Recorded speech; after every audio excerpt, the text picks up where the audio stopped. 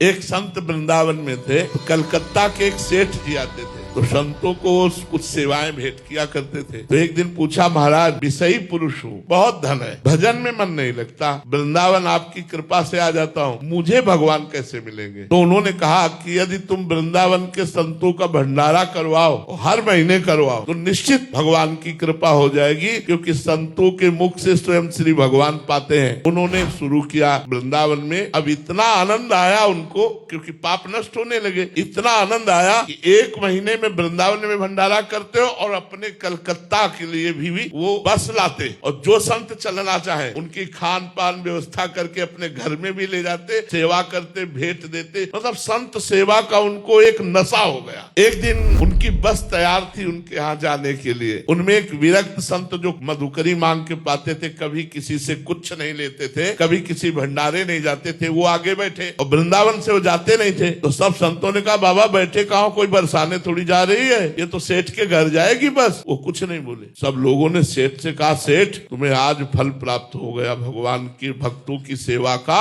ऐसे विरक्त महापुरुष ओ मनमाला चला रहे हो, गाड़ी में बैठे गए, वहां पंगत पाई। सेठ को पहले ही सब संतों ने बता दिया था, वृंदावन से बाहर नहीं जाते, पता नहीं कौन सा तुम्हारा पुण्य उदय हुआ कि तुम्हारे घर आए। वो सेठ गए, प्रणाम किया साष्टांग और कहा, प्रभु आज हम पर कृपा हो गई। उनका चल वृंदावन, बस इतना कहा, चल वृंदावन। तो ये समझे नहीं पाए कि हम तो वृंदावन से ही लेवा के लाए हैं, वृंदावन तो आते ही जाते हैं, बस चुप, इतना ही कहा, चल वृंदावन। अब बस गाड़ी में बैठे और चले आए। 2-4 दिन हुए कि एक लड़का था पूरे साम्राज्य का मालिक, एक्सीडेंट में मारा गया। जो ही लड़का मारा गया, घोर दुख। ये सब वैभव किसके लिए? तब उन्होंने मन में विचार किया कि भगवान, हम तो सुना था कि आप संतों की सेवा से प्रसन्न होकर के सारे दुख मिटा करके हमें भगवत प्राप्ति कराओगे, और संतों की सेवा सुना था, इतने विरक्त संत आ रहे, ये सुख दिया आपने। उन्होंने सब संपत्ति को जो चैरिटेबल है उनमें बांट दिया, और अब कहा कि अब जीवन किस काम का। पति और पत्नी वृंदावन आ गए और बास करके नाम जप करने लगे। फिर एक दिन संत मिले, बोले आ गया वृंदावन? बोले महाराज पूरी तरह से आ गया, आप कहीं नहीं जाना।